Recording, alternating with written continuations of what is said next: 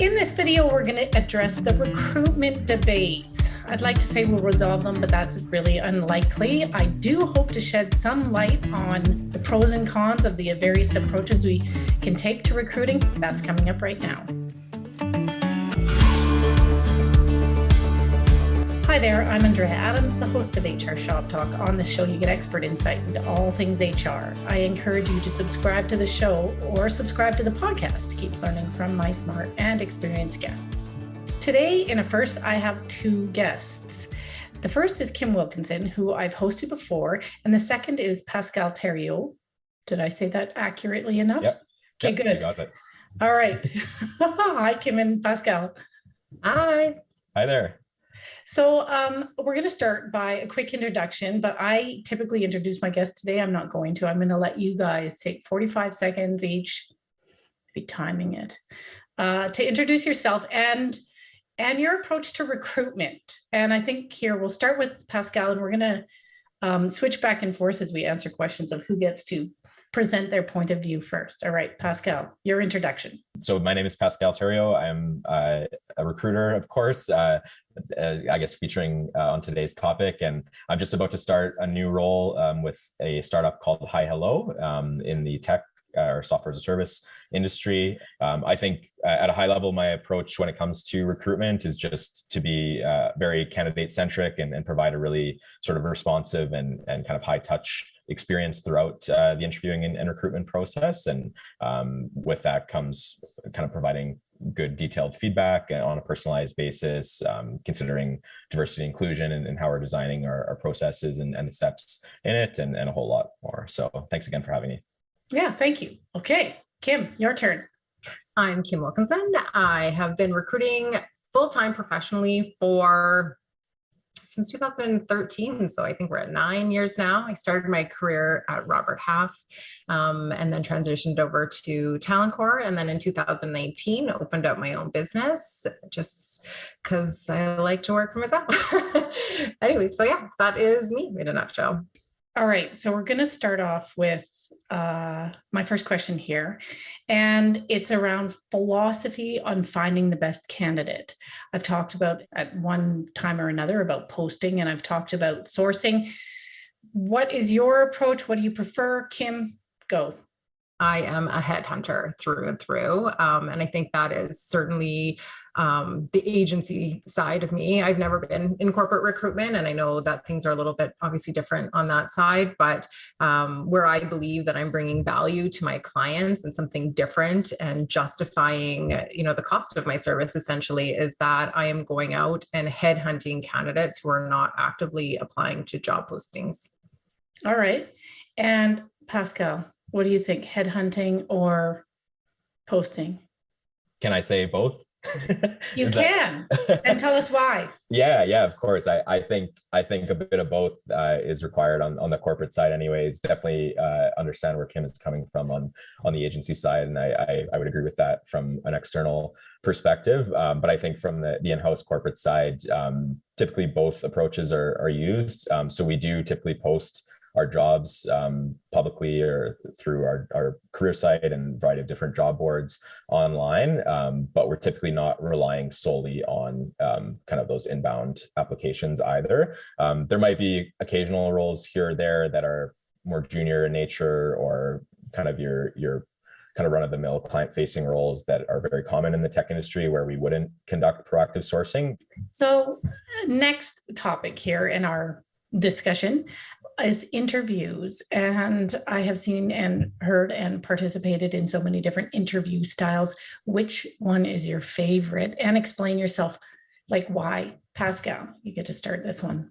Yeah, it's a great question. I think there's definitely a lot of debate about this topic. I mean, the way that I like to structure my interviews is sort of a combination of different styles. I think I like to have sort of a guide to begin with that has some sort of mix of behavioral questions, situational questions, more casual kind of getting to know you type questions as well. So I think the important thing to me anyways is following a similar structure or similar sort of guide for the same candidates that might be interviewing for the same role or the same opportunity, just so that we're able to provide that kind of equal or level playing field to candidates in the same sort of interview experience as well. And again, assessing candidates on the same sorts of items. But I am definitely a fan of behavioral interviewing in general. I think still today, behavioral interviewing is probably one of the more common approaches. It's sort of founded in behavioral psychology. And the idea behind it is that past behaviors under a certain circumstance are generally a good predictor of future behavior. I've done some reading into the psychology behind it, and I do think it's founded in science. I always like to think that interviewing and recruiting in general is sort of a blend of science and art, if you will. So I think I like to approach my interviews in a similar way. Right. Okay, Kim. So I think that it depends on the role, honestly. I think there are some roles where behavioral questions are more important, and other roles that are more tactical or routine or, maybe more technical in nature where situational is going to be more important. So I think you always want to evaluate before you go in, which is going to be the best approach. Not that I don't like behavioral questions. I just do find that they're maybe misused sometimes. And I often think that people, mostly hiring managers, I think when they're utilizing them, don't really understand the results or what they're looking for in that question. So they ask it for the sake of, tell me about a time, but do they know what they're listening for? And so I think before you just start asking questions, understanding what criteria is a successful answer for you, and not just asking to ask, because I think that can create a confusing interviewing experience, and it can create a confusing hiring experience. If you are getting information that you don't know how to properly digest, then you're not going to make the best decision at the end of it. So I think just being prepared and going with whatever fits that skill set properly. And I am the same as Pascal that way, where I think every candidate should be asked the same questions, because then we're giving the candidates all the same experience and the opportunity to share all the same information. If you're finding this informative, subscribe to see all the episodes and comment. What kind of interview style do you use and why? Tell us in the comment section. So now we're going to move on to reference checks. What do you think about reference checks? I've definitely heard some controversy over this, that some people say they're, invaluable. Like my dad, for example, thinks they're invaluable. And I've heard other people that I've interviewed on the channel think they're, virtually pointless. So Kim, what do you think about reference checks? Yeah, I'm going to go with pointless on that. I can count on my hand the amount of times I've gotten a gnarly reference. And I mean, I have, and that could be a topic for another show because they are pure comedy. But candidates aren't dumb, right? I mean, they're going to give a reference that they know is going to be favorable to them. And so, I think it's a bit antiquated, that whole process. Okay. And Pascal? I'm aligned with Kim on this one as well. I completely agree. I think to Kim's point, most candidates will, I guess, think in advance about who's going to give them a positive or glowing review, and kind of provide those names or contact information on a silver platter for their new employer. So I would agree with the statement that it's more of an antiquated or kind of traditional element of the recruitment process. I have a different opinion. So I'm going to get involved in the debate. And it's not that I disagree with you. Yes, of course, your candidates are going to provide someone who's going to give a glowing reference. But the information that I can get out of a reference check is more about how to work with them, with the person once they start. And so that feedback is valuable, or has been valuable to clients in the past. So less about yay or nay and more about the sort of forward-looking part.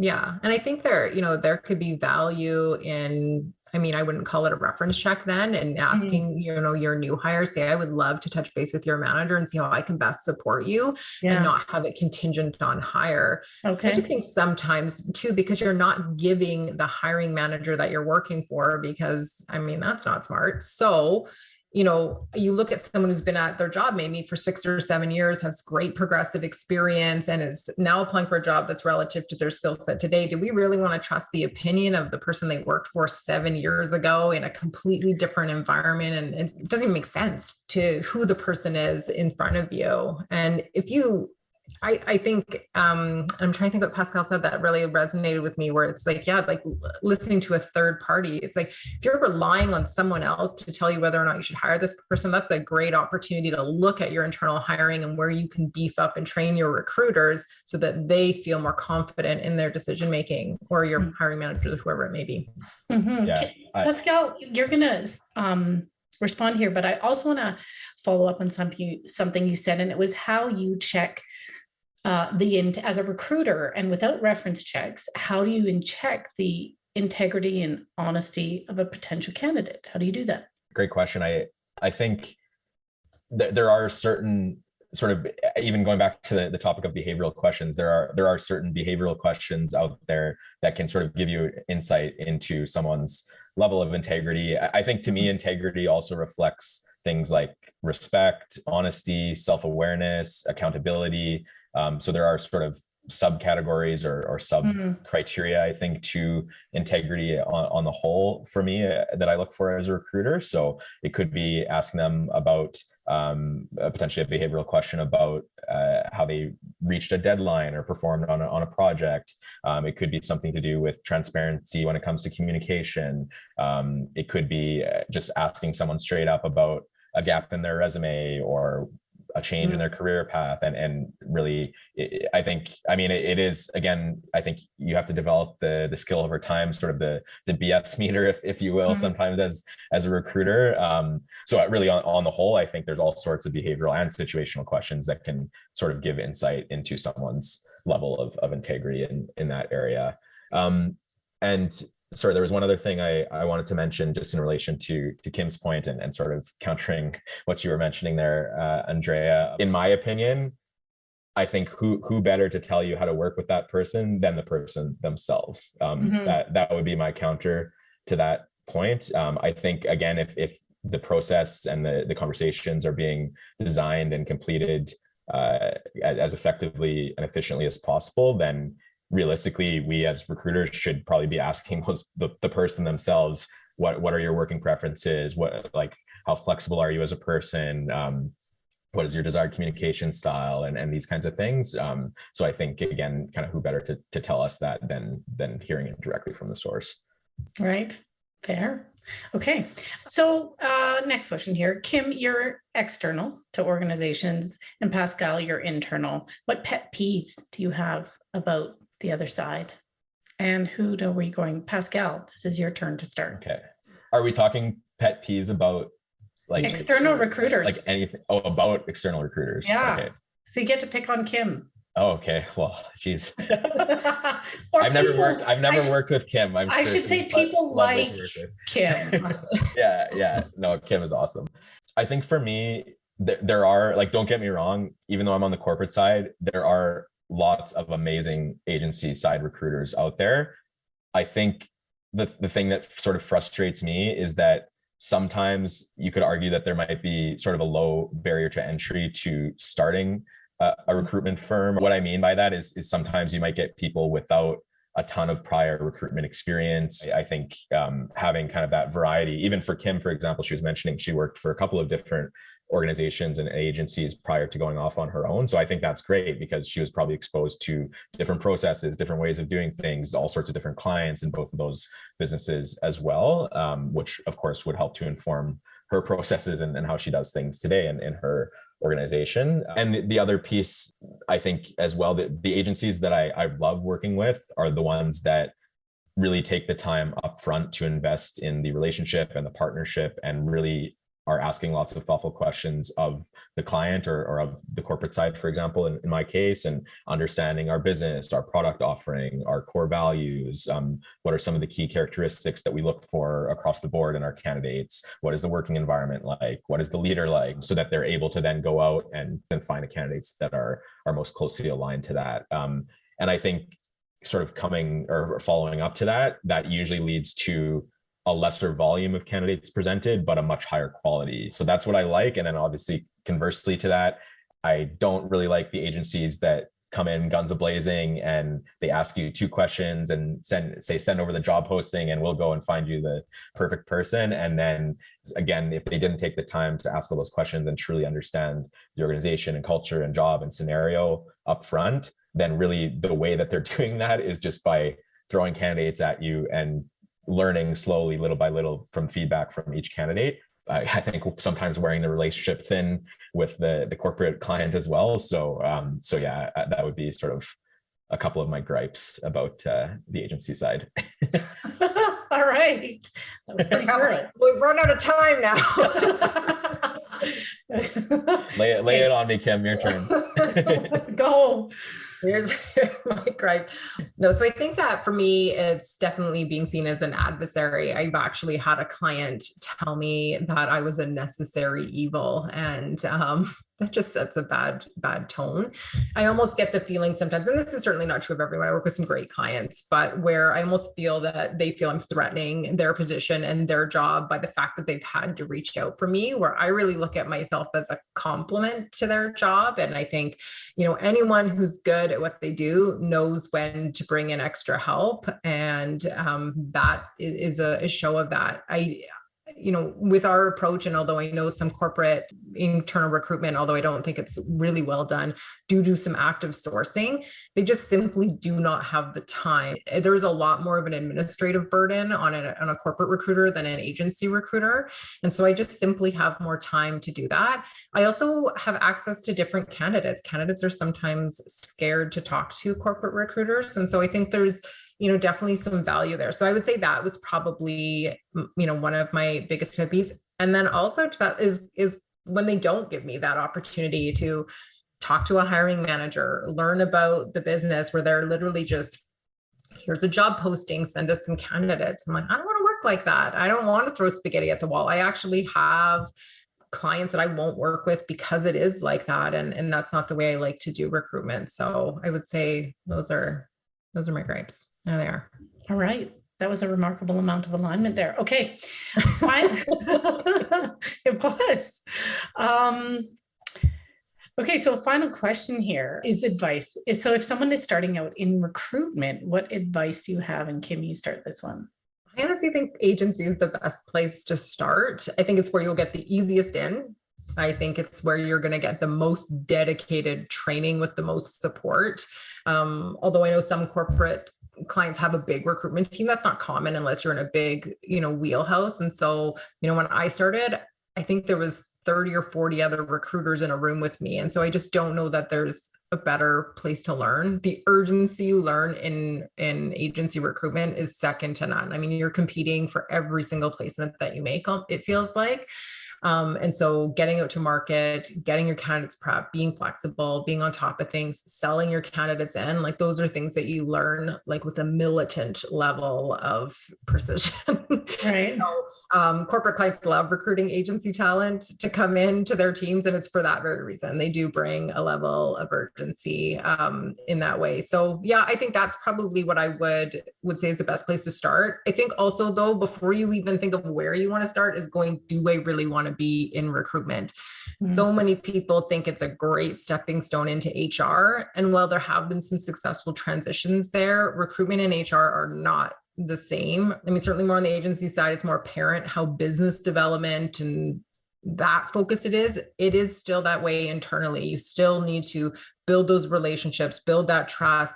Again, selling opportunities in, and not in a cheesy car sales way, but you have to have that sense of, do I know what to highlight? Do I know how to talk to this person in a way that they're going to be receptive? And that is all very much marketing and business development traits and less HR specific traits. Pascal, your turn. Advice. Surprisingly, I'm mostly going to agree with Kim here as well. So although my entire career has been on the corporate side, my first manager actually ever in my career came from an agency recruiting background. So while I was in a corporate environment, I think a lot of the the tactics and skills and kind of foundational knowledge in recruiting that I learned early on in my career were sort of passed on through the agency world. I am biased in the sense that I do love corporate and in-house recruiting, having done it for a while now, but I do think that the agency side is a great place to start. And Kim is 100% correct that a lot of corporate organizations or corporate recruiter roles will look for some level of agency background or experience. It's funny, Kim bringing up the point about recruitment not being the same as HR, or not necessarily being, I guess, a true part of HR, because I also agree with that. I literally wrote a LinkedIn post about this earlier this week or last week. I would argue that through my career, the people that have been successful that I've worked with in recruiting and in HR have extremely different personalities and extremely different skill sets. So I do think it's important to kind of highlight the difference between HR and recruiting, and for folks to understand really what the foundations of each of those two things are. Totally. And you have to be open to like putting yourself out there. And I think that's something that Pascal does really well. And it's something I've literally, like, I attest all my success to the fact that I started investing in a personal brand and putting myself out there. I mean, I have a post a couple bits ago that has over 3 million views. Like, I can't pay for that kind of advertising, right? Like, so, you know, when you look at talent attraction and being able to have access to those candidates, it's also about really making yourself visible and having that feeling of familiarity to yourself, whether that's on the corporate or the agency side, that candidates have a level of trust with you before they've even spoken to you. And that comes with constantly making yourself available and visible all the time. And that can be exhausting if that's not your personality profile. That would be very exhausting. Thanks, Kim and Pascal. Well, that was very informative, even if we didn't clear it all up. There was actually quite a lot of agreement from the two of you. Here is a link I did with Kim about a year ago. We were just talking about the role of HR, well, the fit actually of HR and recruitment, and I talked to Serge Boudreau about that, and that link is right here. Thanks for watching, and see you next time.